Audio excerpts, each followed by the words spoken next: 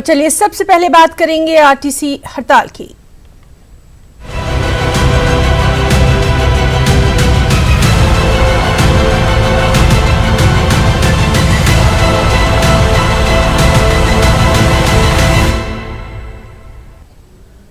जी हां, तेलंगाना आरटीसी मुलाजमीन की हड़ताल 26वें दिन भी जारी रही। आज हड़ताली मुलाजमीन हैदराबाद के इलाके सुरूर नगर स्टेडियम में मीटिंग में मसरूफ नजर आए। तेलंगाना भर से आरटीसी मुलाजमीन ने इस मीटिंग में शिरकत की। इस मीटिंग में अपोजिशन पार्टियों के लीडरों ने भी शिरकत की। उन्होंने हुकूमत को तनकीद का निशाना बनाया। वाज़ेह है कि आरटीसी मुलाजमीन और हुकूमत अपने अपने मौक़िफ़ पर अटल हैं। अवाम की मुश्किलों में यहाँ कोई कमी नहीं हुई है। मामला अदालत में है, लेकिन लोगों के रोज़मर्रा के मसाइल हैं कि जो कि तो बरकरार है। वहीं तेलंगाना में बसों की हड़ताल की वजह से आम लोग परेशान हैं। न्यूज़ 18 उर्दू के साथ बातचीत में अवाम ने अपनी परेशानियां कुछ इस तरह बांटी। तेलंगाना रियासत की शहर यानी लाइफलाइन समझे जाने वाली आरटीसी की स्ट्राइक जारी है। मुलाजिमीन स्ट्राइक पर हैं और ये समझा जा रहा है कि इसके सबसे ज़्यादा मुतासिर जो हैं वो अवाम हैं।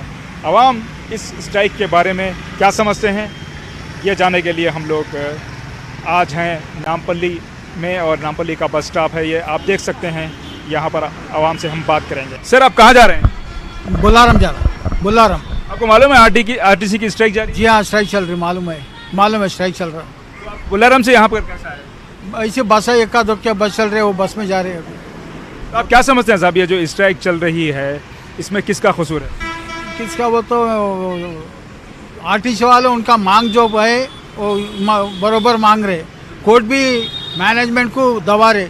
वो एम्प्लॉइज करेक्ट है बोल के कोर्ट भी उनके फेवर में है, एम्प्लॉइज के फेवर में। गवर्नमेंट ऐसा नहीं करना था, उनका हक है।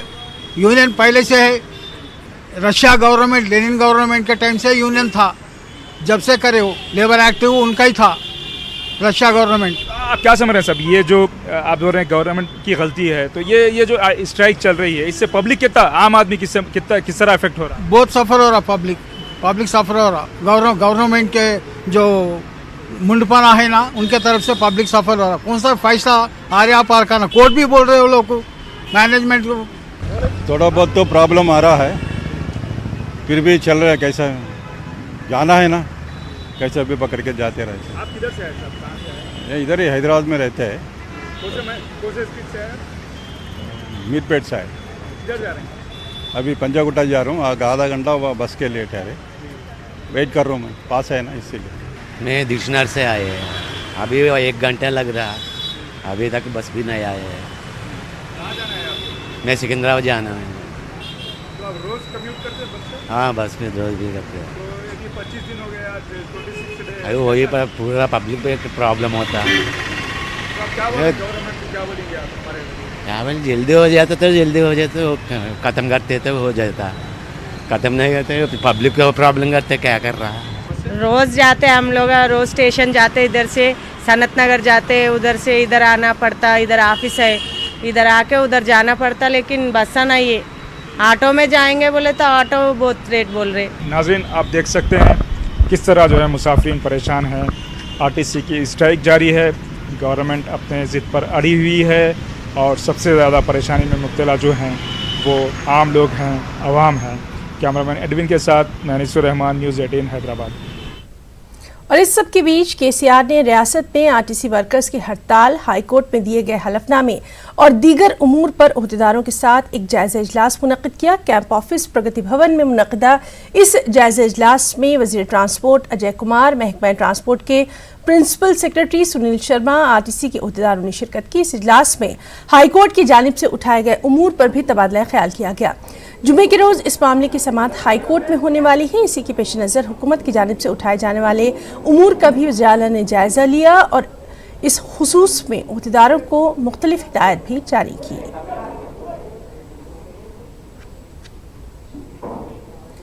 तेलंगाना की हुक्मरान जमात टीआरएस के हुजूर नगर असेंबली हल्के से मुंतखब रुकन असेंबली साइदी रेड्डी ने आज अपने ओहदे का हलफ लिया। हुजूर नगर ज़िमनी इंतखाबात में रेड्डी ने तेलंगाना कांग्रेस के सदर उत्तम कुमार रेड्डी की अहलिया को शिकस्त दी थी। उत्तम कुमार रेड्डी के लोकसभा के लिए मुंतखब होने के बाद उन्होंने इस सीट से इस्तीफा दे दिया था। इसके नतीजे में इस हल्के का ज़िमनी इंतखाब ज़रूरी हो गया था।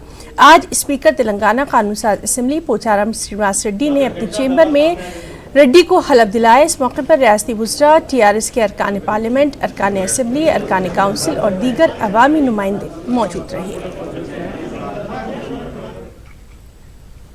तेलंगाना स्टेट वक्फ बोर्ड को अदालती इख्तियार देने के बजाय उसे रिटायर्ड और आरजी मुलाजमीन के रहम करम पर चलाया जा रहा है।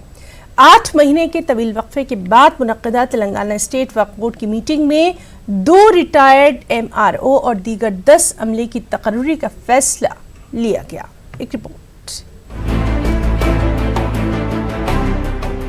तेलंगाना स्टेट वक्फ बोर्ड को कमिश्नरेट में तब्दील करने के ख्वाब दिखाने वाली KCR हुकूमत वक्फ बोर्ड में जरूरत के मुताबिक मुलाजमीन की तकर्री में कोताही कर रही है। बोर्ड के इजलास में यह तय किया गया कि 2 रिटायर्ड मंडल रेवेन्यू ऑफिसर्स और 10 आरजी मुलाजमीन का तकर्रुर किया जाएगा। इसके अलावा बोर्ड रियासती हुकूमत से ये भी दरखास्त करेगा कि बोर्ड को इंस्पेक्टर और डिप्टी सुपरिंटेंडेंट ऑफ पुलिस फराहम किया जाए। 2 MROs को लिए जो रिटायर्ड थे उनकी सर्विस लेने के लिए, और DSP और अपने इंस्पेक्टर, सब इंस्पेक्टर, एक तहसीलदार, ये गवर्नमेंट से हम लोग जो है ना लेटर लिख के गवर्नमेंट से भी लेंगे। स्टाफ को भी अपॉइंट करेंगे, डेली वेजेस पे 10-10 लोगों को लेंगे। हमारा मुंतखब और गज़िट लेके वहाँ पर उसको इंदराज कराएंगे। पानी में पट्टे में नाम आए वैसा जो है ना, आज तक जो भी रहे 70 साल से जो है ना, खाली बस मुंतखब गज़िट पे चले। तेलंगाना जब तश्कील पाया था उस वक्त 77,538 एकड़ ज़मीन थी, और सर्वे इस तयक़ुन के साथ किया गया कि मज़ीद हमको प्रॉपर्टीज़ मज़ीद हासिल होंगे जो गज़ट में नहीं है, रेवेन्यू से मैच करके उसको। और अब देखा यहाँ यह जा रहा है कि तकरीबन बजाय बढ़ने के 42,000 एकड़ ज़मीन और उसमें कम हो गई। रिकॉर्ड है ये, बाकी ज़मीन कहाँ है? KCR साहब ये दावा किए थे कि जैसे ही तेलंगाना तश्कील पाएगा वक्फ को जुडिशल पावर देंगे। कहाँ गया उनका वादा? तेलंगाना स्टेट वक्फ बोर्ड की मीटिंग के दौरान मजलिस के MLA कौसर मोहिउद्दीन ने वक्फ बोर्ड के चेयरमैन से मुलाकात की। वक्फ इमलाक के तहफ़्फ़ुज़ के लिए जिद्दोजहद करने वाले अफराद ने वक्फ के मामलात में मजलिस इत्तेहादुल मुस्लिमीन के बढ़ते अमल दखल पर नाराजगी का इजहार किया है। इनका इल्ज़ाम है कि मजलिस वक्फ जायदादों की हिफाजत के बजाय लैंड ग्रैबर्स का साथ दे रही है। वक्फ को डैमेज नहीं हुए वैसा काम बराबर MIM और TRS हमारे गवर्नमेंट की सपोर्ट लेके हम प्रॉपर्टी हासिल करेंगे और बचाएंगे प्रॉपर्टी। बजाय महफूज होने के वक्फ जायदादों का मुसलसिल इस्तेसाल हो रहा है। MLA कारवान के बोर्ड की मीटिंग में घुस गए लैंड ग्रैबर्स को लेके, जिनके खिलाफ FIR है। टोली मस्जिद के ताल्लुक से वो शख्स को लेके इसको कमेटी का सदर बना हुआ है। कैसा जो टोली मस्जिद की 27 एकड़ 30 गुंठे ज़मीन वो पूरे शादी खाने बन गए। रोड वाइडनिंग में 15,888 गज ज़मीन चली गई वक्फ की। MP हैदराबाद, क्या इनकी जिम्मेदारी नहीं है? कंपनसेशन के लिए जो ज़मीन तकरीबन 148 करोड़ रुपए बन रहे हैं, उसके लिए एक लेटर लिखेगा गवर्नमेंट को। इतनी कैसी दोस्ती है KCR से? हद हो गई है तो मुसलमानों के साथ मजाक करने की। 15 दिन बाद मुनक़िद होने वाले तेलंगाना स्टेट वक्फ बोर्ड के अगले इजलास में वक्फ जायदादों को बड़े पैमाने पर लीज पर देने के लिए मुशावरत की जाएगी। वहीं वक्फ जहदकारों ने सवाल खड़े किए कि मंशाए वक्फ के खिलाफ औकाफी जायदादों को तवील मुद्दत तक लीज पर देना कहां तक दुरुस्त है। न्यूज़ 18 उर्दू के लिए हैदराबाद से अनीसुर रहमान की रिपोर्ट। यूरोपीय वफ्द के कश्मीर दौरे पर असदुद्दीन अवैसी ने सख्त रद्द-ए-अमल का इजहार किया और कहा कि गुलाम नबी आज़ाद को जाने के लिए कोर्ट से बाकायदा इजाज़त मांगनी पड़ती है, जबकि बैरून मुल्क के लोगों को जाने की भी इजाज़त है और प्रेस कॉन्फ्रेंस करने की भी। उन्होंने NGO पर भी सवाल उठाए हैं जिनकी दावत पर ये वफ्द हिंदुस्तान आया। असदुद्दीन ओवैसी साहब विदेशी सांसद आए में बड़ी आपत्ति क्या है, जो मुख्य आपत्ति है? अब देखिए, ये तो ऑफिशियल डेलीगेशन नहीं यूरोपियन यूनियन का जी। खुद यूरोपियन यूनियन के ऑफिस ने कह दिया कि ये इंडिविजुअल कैपेसिटी में। आखिर ये होते ये NGO कौन है? ये इनको लाती है अपने खर्चे पे और प्राइम मिनिस्टर से मुलाकात भी करवा देती है इन लोगों को। और ऐसे लोगों को लाते हैं जो हिटलर के चाहने वाले हैं, नाजी आइडियोलॉजी को मानने वाले हैं और कहते हैं कि हमको आवाम ने मुंतखब किया। सही है, हिटलर को भी आवाम ने वोट डालकर जिताया था। आखिर गुलाम नबी नहीं जा सकते कश्मीर को बगैर सुप्रीम कोर्ट की इजाज़त लिए, और वो प्रेस कॉन्फ्रेंस नहीं कर सकते, ये लोग कर सकते हैं। Mehbooba Mufti ex chief minister हैं, उनकी बेटी नहीं परमिशन लेके जाना पड़ता। ये लोग कौन है भाई? आखिर ये नेशनलिज्म आपका है, बताइए आप। और फिर अमेरिका का एक सेनेटर आया, उसको आपने जाने नहीं दिया। वो हमारे अमेरिका के तो स्ट्रेटेजिक अलायंस है हमारा, हम तो कॉमकासा एग्रीमेंट साइन किया उनसे, बड़े हथियार खरीद रहे हैं। यही MEEP का एक MP था बरतानिया का, लिबरल डेमोक्रेटिक पार्टी का, वो पीछे हट गया इसलिए कि उसने कहा कि मैं कश्मीर में फ्रीली मिलकर लोगों से मुलाकात करना चाहूँगा। आपने कहा नहीं हो सकता। ये एम्बैरेसमेंट है हमारे लिए, इस देश के लिए एम्बैरेसमेंट है। ना MHA है ना MEA, तो गलत है ये। लेकिन सर बीजेपी के लोग कह रहे हैं कि ये लोग भारत के पक्ष की बात कर रहे हैं। तो ये थे असदुद्दीन ओवैसी जो इस पर विरोध जता रहे हैं और कह रहे हैं कि जिस तरीके से डेलीगेशन आया ये कोई आधिकारिक डेलीगेशन नहीं है। कैमरामैन पंकज तोमर के साथ Vikrant Yadav, news 18 India, Delhi. Telangana state electricity regulatory commission ने सदर नशीन श्री रंगा राव ने आज जिम्मेदारी संभाली। चीफ सेक्रेटरी और दीगर ने इस तकरीब में शिरकत की। श्री रंगा राव ने रियासत में बिजली की सूरत हाल को बेहतर से बेहतर करने का ऐलान किया और अपनी जिम्मेदारियों को बखूबी निभाने का भी उन्होंने अज़्म जाहिर किया।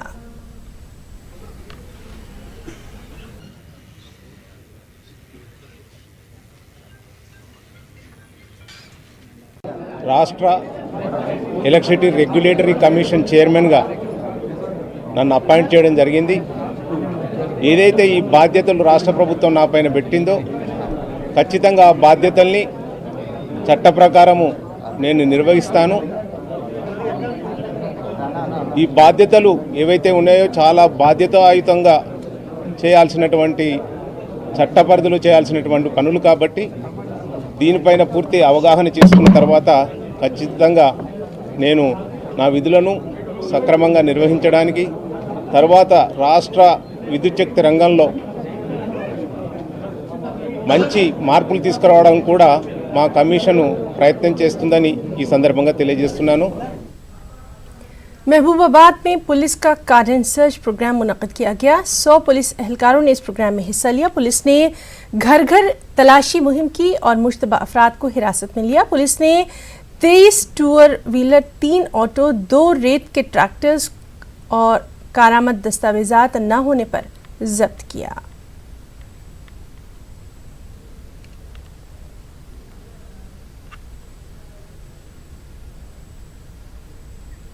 और अब खास बात आंध्र प्रदेश की खबरें। सबसे पहले सुर्खियां। AP काबीना का इजलास। तेलुगु देशम लीडर बालाकृष्णा के रिश्तेदारों को अलॉट की गई अराजी को मंसूख करने का लिया गया फैसला। 26 जनवरी से मां की गोद से स्कीम का होगा आगाज। विजयवाड़ा में बीजेपी पार्टी दफ्तर का इफ्तिताह। राम माधव ने तेलुगु देशम और YCP को बनाया तनकीद का निशाना।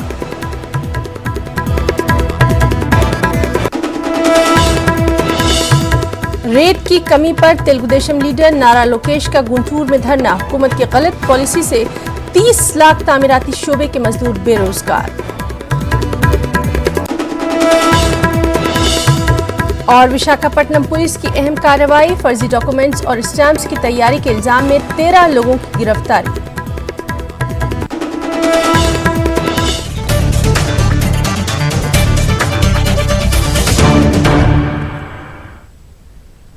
आंध्र प्रदेश काबीना ने अहम फैसला लिया है। जगन मोहन रेड्डी की क़यादत में मुनक़्क़दा कैबिनेट इजलास में सीनियर तेलुगु देशम लीडर और हिंदुपुर के रुकन असेंबली बालाकृष्णा के रिश्तेदारों को अलॉटमेंट की गई आराजी को मंसूख करने का फैसला किया गया। तेलुगु फिल्मों के मशहूर अदाकार बालाकृष्णा साबिक़ वज़ीर-ए-आला और opposition leader N Chandrababu Naidu के ब्रादर निस्बती हैं। चंद्रबाबू नायडू के दौर में 498 एकड़ आराजी कृष्णा जिले के जगियापेट के करीब अलॉट की गई थी।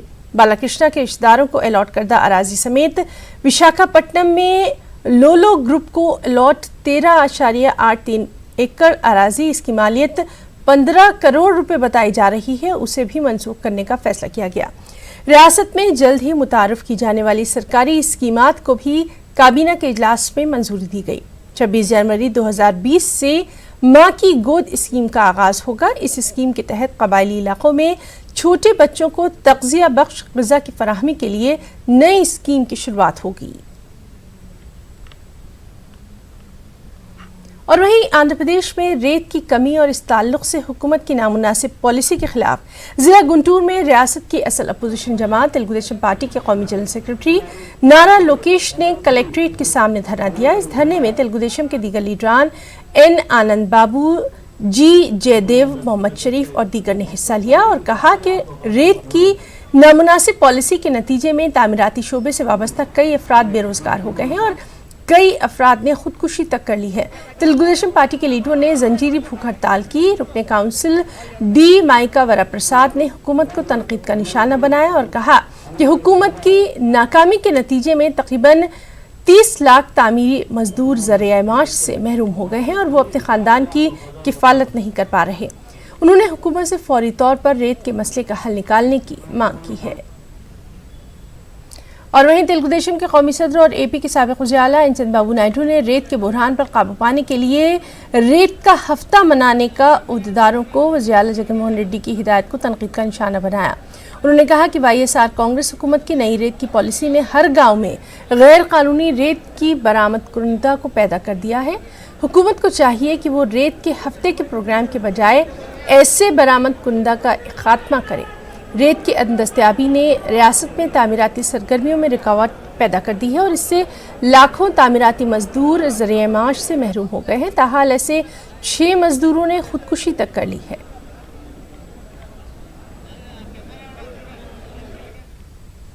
बीजेपी के नेशनल सेक्रेटरी राम माधव ने विजयवाड़ा में बीजेपी दफ्तर का इफ्तिताह किया। इस मौके पर उन्होंने जगन मोहन रेड्डी और सदर तेलुगु देशम को भी तनकीद का निशाना बनाया और इल्ज़ाम लगाया कि जगन हुकूमत साबिक़ा तेलुगु देशम हुकूमत के ही नक्श कदम पर चल रही है। मरकजी हुकूमत की फलाही स्कीमों को अपने नाम से रियासत में नाफिज कर रही है। फलाही स्कीमों का फ़ायदा सिर्फ हुक्मरान जमात के कारकुनों को मिल रहा है। राम माधव ने कहा कि एपी में बीजेपी को किसी पार्टी की मदद की जरूरत नहीं है।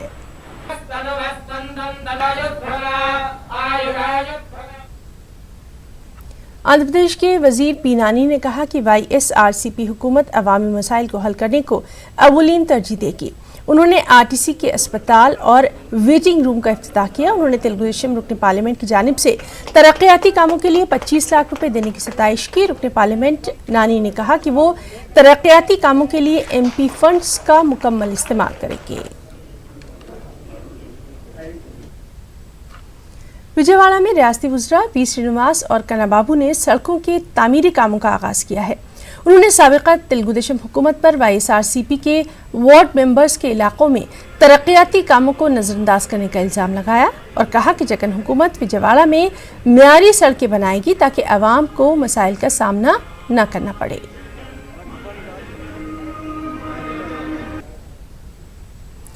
रेत की किल्लत पर अपोजिशन पार्टियों ने जगन हुकूमत को निशाना बनाया है। जनसेना पार्टी की क़यादत में ज़िला कृष्णा में ट्रेड यूनियंस और तामीराती मजदूरों ने एहतजाज किया और जगन हुकूमत से रेत की कमी को दूर करने और तामीराती शोबे के मुलाजमीन को रोजगार देने की अपील की।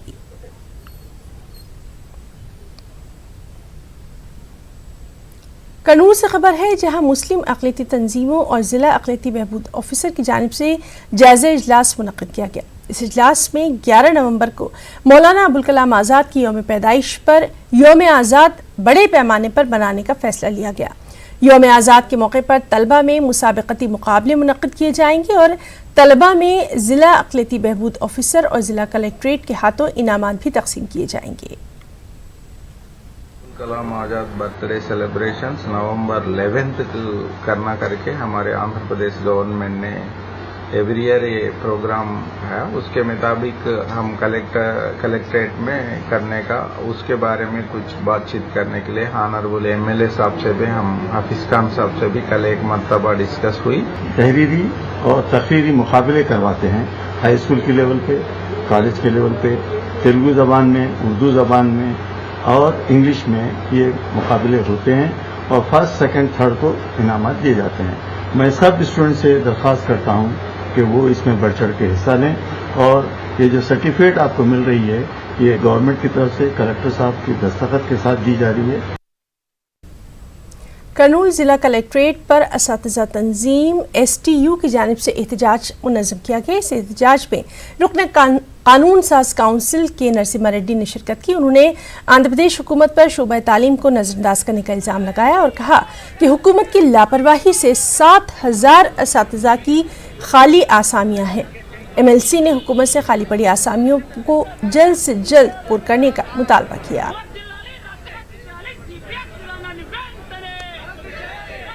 के लिए यूनिफाइड सर्विस रूल्स इम्प्लीमेंट नहीं करते हैं, उसका से 127 mandal education office post, 70 deputy education post ये खाली से है। वो भी ये 29 जीवो से ये DSC 2018 से भी ये 7,000 से 7,000 टीचर पोस्ट वो भी फिलअप करने के जरूर है। 220 उर्दू प्राइमरी स्कूल्स को अपग्रेड, अपर प्राइमरी स्कूल का अपग्रेड हो गए, वो भी 660 टीचर पोस्ट भी वो भी रिक्रूट करने के लिए जरूर है। Kurnool Darsgah government girls high school में स्टूडेंट्स की सेहत की जांच की गई। उन्हें सेहत से मुतालिक जानकारियां दी गई। इस मौके पर डॉक्टर सैयद आसिफ कादरी ने कहा कि मरकजी और रियासती हुकूमत के ताउन से इस प्रोग्राम का इनेकाद किया गया।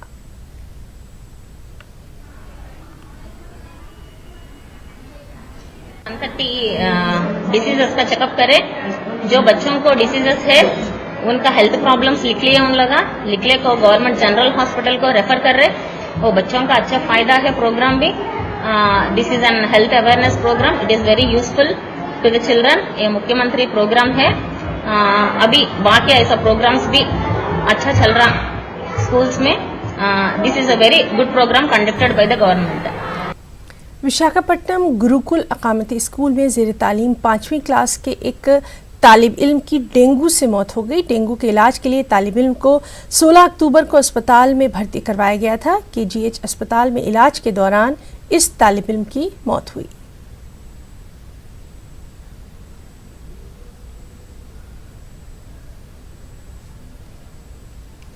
विशाखापट्टनम पुलिस ने फर्जी डॉक्यूमेंट्स स्टैम्प्स की तैयारी के इल्ज़ाम में 13 लोगों को गिरफ्तार किया। पुलिस ने मुलजिमीन के कब्जे से जाली पेपर्स और रबर स्टैम्प जब्त की। Visakhapatnam police commissioner RK Meena ने बताया कि फर्जी दस्तावेजात तैयार करके मुलजिमीन ने अदालत को गुमराह करने की कोशिश की।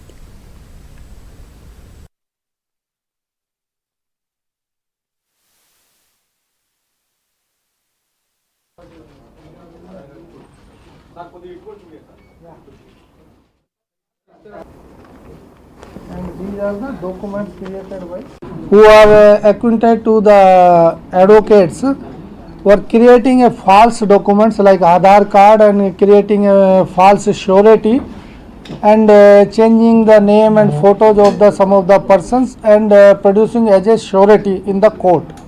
Almost more than 150 cases have come in our notice. So in that on the reliable information of our DCP1, he got inputs, and on that 4 town inspectors and ACP East, they conducted a raid. In that first we caught 4 persons. 4 persons were caught, and in their possessions we have recovered 129 fake stamps and Aadhaar card, 21 original Aadhaar card. In that Aadhaar card, what they were doing, after taking this, they were scanning this Aadhaar card and changing the photo of the person when they are producing in the court as a surety. And most of the cases they are using these cards, especially NDPS Act and accident cases where accused were out of the state. So once a fake surety person is there, if we try to catch the person, when we go to the address, it is found that this is not the person actually. So it was very difficult to arrest those fellow, and they were making fool the court. So on this total 13 people have been arrested. In that 4 persons who are creating a fake documents, and remaining people they were producing them as a surety. तो खबरों में फिलहाल इतना ही। आदाब।